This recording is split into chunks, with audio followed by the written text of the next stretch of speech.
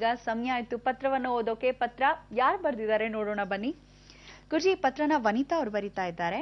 ಪೂಜ್ಯ ಗುರುಗಳಾದ ಶ್ರೀ ನರೇಂದ್ರ ಬಾಬು ಶರ್ಮಾ ಗುರುಜಿಯವರಿಗೆ ವನಿತಾ ಮಾಡುವ ಶಿರಸಾಷ್ಟಾಂಗ ನಮಸ್ಕಾರಗಳು. ನಿಮ್ಮ ಕಾರ್ಯಕ್ರಮನ ತಪ್ಪದೆ ನೋಡ್ತೇನೆ, ಮನಸ್ಸಿಗೆ ತುಂಬಾ ಶಾಂತಿ ನೆಮ್ಮದಿ ಸಿಗತ್ತೆ ಅಂತ ಹೇಳ್ತಿದ್ದಾರೆ. ಹಾಗೆ ಅವರ ಸಮಸ್ಯೆ ಒಂದು ನಿವೇಶನದ ಕುರಿತಾಗಿದ್ದಾಗಿದೆ ಗುರುಜಿ. ನನ್ನ ಸಮಸ್ಯೆ ಬಹಳ ವರ್ಷದಿಂದ ಇದೆ ಗುರುಜಿ. ಆ ನಿವೇಶನಕ್ಕೆ ಹಣ ಕಟ್ಟು ತುಂಬಾ ದಿನ ಆಗಿದೆ, ಆದ್ರೆ ಅದರಿಂದ ಏನೂ ಪ್ರಯೋಜನ ಇಲ್ಲ, ನಮಗೆ ಸಿಗ್ತಾ ಇಲ್ಲ. ನನ್ನ ತಂದೆ ತಾಯಿಗೆ ಬಹಳಾನೇ ವಯಸ್ಸಾಗಿದೆ, ನನಗೆ ಆ ನಿವೇಶನ ಸಿಗುತ್ತೋ ಇಲ್ವೋ ದಯಮಾಡಿ ತಿಳಿಸ್ಕೊಡಿ, ಪರಿಹಾರ ತಿಳಿಸ್ಕೊಡಿ ಅಂತ ಹೇಳ್ತಿದ್ದಾರೆ. ಅವ್ರು ಹುಟ್ಟಿದ ದಿನಾಂಕ 13/2/62, ಸಮಯ 9:20 ಬೆಳಗ್ಗೆನ ಸಂಜೆನ ತಿಳಿಸಿಲ್ಲ ಗುರುಜಿ. ವೃಷಭ ರಾಶಿ, ಮೇಷ ಲಗ್ನ ಅಂತ ಹೇಳ್ತಿದ್ದಾರೆ, ರೋಹಿಣಿ ನಕ್ಷತ್ರ ಅಂತ ಹೇಳ್ತಿದ್ದಾರೆ.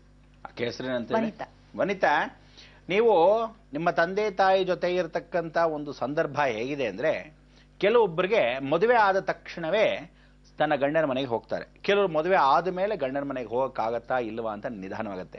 ಕೆಲವರಿಗೆ ಅಕ್ಕ ತಂಗಿಯರಿಗೆ ಮದುವೆ ಆಗಬೇಕು ಅಂದ್ರೆ ಹೆಣ್ಣು ಮಕ್ಕಳು ಬೇರೆಯವರು ಇದ್ದಾರಾ ಅಥವಾ ಅಣ್ಣ ತಮ್ಮಂದಿರಿದಾರ, ಅವ್ರಗಳಿಗೆ ಮದುವೆ ಆದ್ರೇನೆ ಇವಳಿಗೆ ಮದುವೆ ಆಗೋದು. ಕೆಲವ್ರಿಗೆ ಏನಂದ್ರೆ ಹೆಣ್ಣು ಮಕ್ಕಳ ಮದುವೆ ಆದ್ಮೇಲೆ ಗಂಡು ಮಕ್ಕಳಿಗೆ ಆಗ್ಲೇಬೇಕು ಅಂತ ಹೇಳ್ತಾರೆ. ಹೀಗೆ ಯಾಕೆ ಉದಾಹರಣೆ ಹೇಳ್ತೀರಿ ಅಂದ್ರೆ, ಕೆಲವರು ಏನಪ್ಪ ಇದು ಹೋಗದೇ ಇದ್ರೆ ನಕ್ಷತ್ರ ನಮಗೆ ಹೊಂದ್ಕೊಳ್ಳೋದಿಲ್ಲ. ಹಾಗೆ ನಿಮ್ಮ ಮನೇಲಿ ನಿವೇಶ ಅಂತಕ್ಕಂಥ ವಿಚಾರ ಏನು ಅಂದ್ರೆ, ತಂದೆ ತಾಯಿ ಜೊತೆ ಇರೋವರೆಗೂ ಈ ನಿವೇಶನಕ್ಕೆ ಅವಕಾಶವನ್ನ ಮಾಡಿಕೊಡ್ತಕ್ಕಂಥ ನಕ್ಷತ್ರ ಶನಿ. ಆ ಶನಿಯನ್ನು ಭೂಮಿಯ ಸ್ಥಿರವನ್ನ ಮಾಡಿಕೊಡ್ತಕ್ಕಂಥದ್ದು. ನೀವು ಪ್ರಶ್ನೆ ಕೇಳಿರೋದು ನಿವೇಶ ಕಟ್ಟಡ ಆಗಿರ್ತಕ್ಕಂಥ ವಿಚಾರ. ಅದಕ್ಕೆ ಭೂಮಿ ಮಾತ್ರವಲ್ಲ, ಕಟ್ಟಡ ಜೊತೆಗೆ ನಿವೇಶನ. ಆ ನಿವೇಶನ ನಿಮಗೆ ಸಿಗಬೇಕಾದ್ರೆ ಬುಧ ಮತ್ತು ಕುಜನ ಸಂಬಂಧ ಚೆನ್ನಾಗಿರಬೇಕು. ಶನಿ ಋಣಾಧಿಪತಿ ಕರ್ಮಾಧಿಪತಿ ಇರಲೇಬೇಕು. ಅದಕ್ಕೆ ಈ ಮೂರೂ ಜನಕ್ಕೆ ಸಂಬಂಧಪೂರ್ವಕವಾಗಿರ್ತಕ್ಕಂಥದ್ದೇನು, ಮಲಗಿರ್ತಕ್ಕಂಥ ರಂಗನಾಥ ಸ್ವಾಮಿ ಅಂದ್ರೆ ಬುಧ ಮತ್ತು ಶ್ರೀನಿವಾಸನ ಅನುಗ್ರಹವನ್ನ ಪಡೆದಿರ್ತಕ್ಕಂಥ ನಿಂತಿರ್ತಕ್ಕಂಥ ವಿಷ್ಣು. ಅದಾದ ಮೇಲೆ ಯಾವ ಕಾಲಕ್ಕೆ ನಾರಾಯಣ ನಿದ್ರೆ ಮಾಡ್ತಾ ಇದ್ರೆ ಅಥವಾ ರಂಗನಾಥ ನಿದ್ರೆ ಮಾಡೋ ಅವಕಾಶ ಇದ್ರೆ ಅಂಥವ್ರನ್ನ ಲಕ್ಷ್ಮೀ ಸಮೇತವಾಗಿ ಪೂಜೆ ಮಾಡೋನೆ ಯಾರೋ ಶನೈಶ್ಚರ. ಸೊ ಇದಕ್ಕೇನ್ ಸಂಬಂಧ, ಇಬ್ಬರನ್ನ ನಿದ್ರಾವಸ್ಥೆಯಲ್ಲಿ ಇರೋಕ್ಕಿಂತ ಕೂತ್ಕೊಂಡಿರತಕ್ಕಂಥ ವಿಷ್ಣು, ಮಲಗಿರ್ತಕ್ಕಂಥ ವಿಷ್ಣು ಅಥವಾ ನಿಂತಿರೋ ವಿಷ್ಣುವನ್ನ ಪೂಜೆ ಮಾಡ್ತಕ್ಕಂಥ ಅವಕಾಶ. ತ್ರಿಕಾಲದಲ್ಲಿ ಪೂಜೆ ಮಾಡಿದಾಗ ಆದಿ ಮಧ್ಯ ಅಂತ್ಯ ಈ ಒಂದು ಪರಿವರ್ತನೆ ಮಾಡ್ಕೊಳ್ಳಕ್ಕೆ ನೀವು ಮಾಡಬೇಕಾದ್ದು ನಿವೇಶನ ಅಂದ್ರೆ ಒಂದೇ ಏಕಕಾಲಕ್ಕೆ ಒಂದು ಫೋಟೋ ಸಿಗುತ್ತೆ. ಆ ಫೋಟೋನಲ್ಲಿ ಅನಂತ ಪದ್ಮನಾಭ ಅಥವಾ ಶ್ರೀರಂಗನಾಥ ಅಂತ ಒಂದು ದೊಡ್ಡ ಫೋಟೋ, ಅದಕ್ಕೆ ತುಳಸಿ ದಳವನ್ನ, ದೇವಸ್ಥಾನ ನಿಮ್ಗೆ ಅಕಸ್ಮಾತ್ ಹತ್ತಿರದಲ್ಲೇ ಇತ್ತು ಅಂದ್ರೆ ಹೋಗಿ ಪ್ರತಿ ಬುಧವಾರ, ಯಾವತ್ತೋ ಪ್ರತಿ ಶನಿವಾರ ಮರೀದೆ ತುಳಸಿಯನ್ನ ದೇವರಿಗೆ ಕೊಟ್ಟು ನಮಸ್ಕಾರ ಮಾಡಬೇಕು.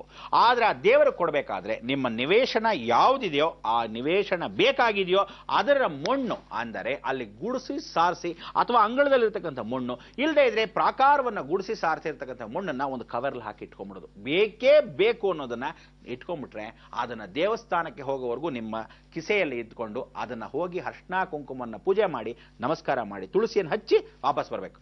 ಬರುವಾಗ ಹೋಗ್ಬೇಕಾದ್ರೆ ಅದು ನಿಮ್ಮ ಜೊತೆನೇ ಇರಬೇಕು. ಯಾವ ಕಾಲಕ್ಕೂ ನಿವೇಶನ ಆದ ತಕ್ಷಣವೇ ಅದನ್ನ ಎತ್ಕೊಂಡು ಹೋಗಿ ನದಿ ನೀರಲ್ಲಿ ಬಿಡ್ಲೇಬೇಕು. ಬಿಡೋ ಸಮಯಕ್ಕೆ ರಂಗನಾಥನ ಸ್ಮರಣೆಯನ್ನ ಮಾಡಿಕೊಂಡು ಸುದರ್ಶನ ಕ್ರಿಯದ ಹೋಮವನ್ನ ನಾನು ಮಾಡಿಸ್ತೀನಿ ಅಂತ ಪ್ರಾರ್ಥನೆ ಮಾಡಬೇಕು. ಅಂದ್ರೆ ನದಿ ತೀರದಲ್ಲೇ ಯಾವ್ದಾರ ಮಠ ಇದ್ರೆ ಅಥವಾ ನದಿ ತೀರದಲ್ಲೇ ಯಾವ್ದಾರ ದೇವಸ್ಥಾನ ಇದ್ರೆ ಈ ಹೋಮವನ್ನು ಮಾಡಿದ್ರೆ ಖಂಡಿತ ನಿಮಗೆ ನಿವೇಶನ ಸಿಗತ್ತೆ. ಆಕಾಶ ಬೀಳುತ್ತೋ ಭೂಮಿ ಬೀಳುತ್ತೋ ಗೊತ್ತಿಲ್ಲ, ಆದ್ರೆ ಪರಿಪೂರ್ಣವಾಗಿ ನಿಮಗೆ ಖಂಡಿತ ನಿವೇಶನ ಸಿಗತ್ತೆ. ಇದು ಸತ್ಯ. ಅವಕಾಶವಾಗ್ಲಿ, ಭಗವಂತ ನಿಮಗೆ ಅತಿ ಶೀಘ್ರದಲ್ಲಿ ಕೊಡ್ಲಿ ಅಂತ ಪ್ರಾರ್ಥನೆ ಮಾಡೋಣ. ವನಿತಾ ಅವರೇ, ಧನ್ಯವಾದಗಳು ಪತ್ರವನ್ನ ಬರೆದಿದ್ದಕ್ಕಾಗಿ. ಗುರುಜಿ, ನಮ್ಮ ಇನ್ನೊಂದು ಪತ್ರವನ್ನ ಬಾಲಾಜಿ ಮತ್ತು ಶಶಿಕಲಾ ಅವರು ಬರೀತಾ ಇದ್ದಾರೆ. ನಮಸ್ಕಾರ ಗುರುಜಿ ಅಂತ ಹೇಳ್ತಾ ಅವ್ರು ನೇರವಾಗಿ ಪ್ರಶ್ನೆಯನ್ನ ಕೇಳ್ತಿದ್ದಾರೆ. ಅವ್ರಿಗೆ ಸಾಕಷ್ಟು ಆರೋಗ್ಯ ತೊಂದರೆಗಳಿದೆಯಂತೆ, ಹಾಗೆ ಅವರ ರಿಲೇಟಿವ್ಸ್ ಎಲ್ಲ ತುಂಬಾ ಕಷ್ಟ ಕೊಡ್ತಿದ್ದಾರೆ ಅಂತ ಹೇಳ್ತಿದ್ದಾರೆ. ಪ್ರಾಪರ್ಟಿ ಲಿಟಿಗೇಷನ್ ಪ್ರಾಬ್ಲಮ್ ಫೇಸ್ ಮಾಡ್ತಾ ಇದೀವಿ ಅಂತ ಹೇಳ್ತಾರೆ. ಗುರುಜಿ, ಬಾಲಾಜಿ ಅವರು ಹುಟ್ಟಿದ ದಿನಾಂಕ 11/9/78 ಶುಕ್ರವಾರ. ಹಾಗೆ ಅವರ ಹೆಂಡತಿ ಶಶಿಕಲಾ ಅವರು ಹುಟ್ಟಿರೋದು 26/2/82 6:30 ಅಂತ ಹೇಳ್ತಿದ್ದಾರೆ. ಹಾಗೆ ಅವ್ರಿಗೊಂದು ಹೆಣ್ಮಗು ಇದೆಯಂತೆ. ನಮ್ಗೆ ಏನ್ ಮಾಡ್ಬೇಕು, ಬಹಳ ಕಷ್ಟದಲ್ಲಿದ್ದೀವಿ, ಪರಿಹಾರ ತಿಳಿಸ್ಕೊಡಿ ಅಂತಿದ್ದಾರೆ. ಬಾಲಾಜಿ ಅವರು, ನೀವೇನ್ ಮಾಡಬೇಕು ಅಂದ್ರೆ, ಹೆಣ್ಣು ಮಗು ಇರತಕ್ಕಂಥ ಅವಕಾಶದಲ್ಲಿ 2 ಸ್ತ್ರೀಗಳು ಅಂತ ಹೇಳಿ ನಿಮಗೆ ದಶಾಧಿಪತಿ ನೀವು ಜಾತಕ ತೆಗೆದು ನೋಡಿದಾಗ ಶುಕ್ರ ಅಧಿಪತಿಯಾಗಿ ಕೂತಿದ್ದಾನೆ. ಅಂದರೆ ಉಚ್ಚ ಸ್ಥಾನದಲ್ಲಿ ಇರತಕ್ಕಂಥವನು ನೀಚ ಭಾಗಿಯಾಗಿದ್ದಾನೆ. ಅಂದ್ರೆ ಉಚ್ಚವಾಗಿ ಕೂತಿದ್ದವನು ನೀಚವಾಗಿದ್ದಾನೆ. ನೀಚಭಂಗ ರಾಜಯೋಗವನ್ನ ಕೊಡೋ ಬದಲು ರಾಜಯೋಗದಲ್ಲಿ ಕೂತ್ಕೊಂಡು ನೀಚಭಂಗವನ್ನು ಮಾಡಿದ್ದಾನೆ. ಅದಕ್ಕೆ ನೀವು ಮಾಡಬೇಕಾದಿಷ್ಟೇ, ಶ್ರೀಮತಿ ಮತ್ತು ಹೆಣ್ಣು ಮಗಳಾಗಿರ್ತಕ್ಕಂಥ ಮಗಳು ಇಬ್ಬರು ಹೆಣ್ಣೆ ಆಗಿರೋದ್ರಿಂದ ಚಂದ್ರದೋಷ ಪರಿಹಾರ ಮಾಡ್ಕೊಳ್ಳಿ. ಈ ಚಂದ್ರದೋಷ ಪರಿಹಾರನ ಏನ್ ಮಾಡಬೇಕು ಅಂದ್ರೆ, ಪ್ರತಿದಿನ ನಿಮ್ಮ ತಾಯಿ ಇದ್ದರೆ ಅಥವಾ ಹೆಂಡತಿ ಕಡೆ ತಾಯಿ ಇದ್ದರೆ ನಿಮ್ಮ ಮಗಳನ್ನ ಹೋಗಿ ಮಾತಾಮಯಿ ಅಂದ್ರೆ ಅಜ್ಜಿ ಕಾಲಿಗೆ ಬಿದ್ದು ನಮಸ್ಕಾರವನ್ನು ಮಾಡೋದು ಪ್ರತ್ಯೇಕವಾಗಿ ಇಟ್ಕೋಬೇಕು. ಹತ್ತಿರದಲ್ಲಿದ್ದರೆ, ದೂರವಾಗಿದ್ದರೆ ಕನಿಷ್ಠ ಫೋಟೋಗೆ ನಮಸ್ಕಾರ ಮಾಡಬೇಕು. ಚಂದ್ರ ಅಂದ್ರೆ ಯಾವ ಕಾಲಕ್ಕೂ ಅಕ್ಕಿ ಇಲ್ದರೆ ಭತ್ತ. ಆ ಭತ್ತವನ್ನ ಯಾರಿಗೆ ಕೊಡಬೇಕು? ದಾನ ಮಾಡತಕ್ಕಂಥದ್ದು ಏನು? ಭಿಕ್ಷದವರಿಗೆ. ಶನಿ ಅಂದ್ರೆ ಕರ್ಮಾಧಿಪತಿ, ಕಷ್ಟವನ್ನ ಇರ್ತಕ್ಕಂಥವನಿಗೆ ಭತ್ತವಾಗಿ ಕೊಡಬೇಕು, ಅಕ್ಕಿಯಾಗಿ ಕೊಡಬಾರದು. ಅಕ್ಕಿ ಅಕ್ಕಿ ಮಾಡಿಸ್ಕೋಬಹುದು ಅಥವಾ ಯಾವುದೇ ಕಾರಣಕ್ಕೂ ಪರಿವರ್ತನೆ. ನೀವೇನು ಅಂದ್ರೆ ಆ ಅಕ್ಕಿಯನ್ನ ಅವಳಿಗೆ ಕೊಡಬೇಕು. ಹೇಗೆ ಕೊಡಬೇಕು? ಒಂದು ಪಲ್ಲ ಅಕ್ಕಿ ಮೂಟೆ ದಾನ ಅಂದ್ರೆ ಏನು?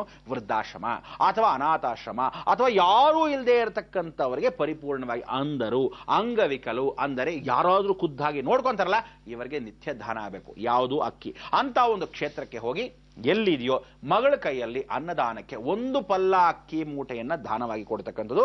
ಅವ್ರಿಗೇನು ಹೇಳಬೇಕು? ಸೋಮವಾರ ಮತ್ತು ಶನಿವಾರ ಮಾತ್ರ ನಮ್ಮ ಮುಖಾಂತರ ಬಂದಿರತಕ್ಕಂಥ ಅಕ್ಕಿಯನ್ನ ಅಥವಾ ನಮ್ಮ ಸೇವೆಯನ್ನ ಅವತ್ತಿನ ದಿವಸ ತಗೊಂಡು ಕೈಗರಿಸಿ.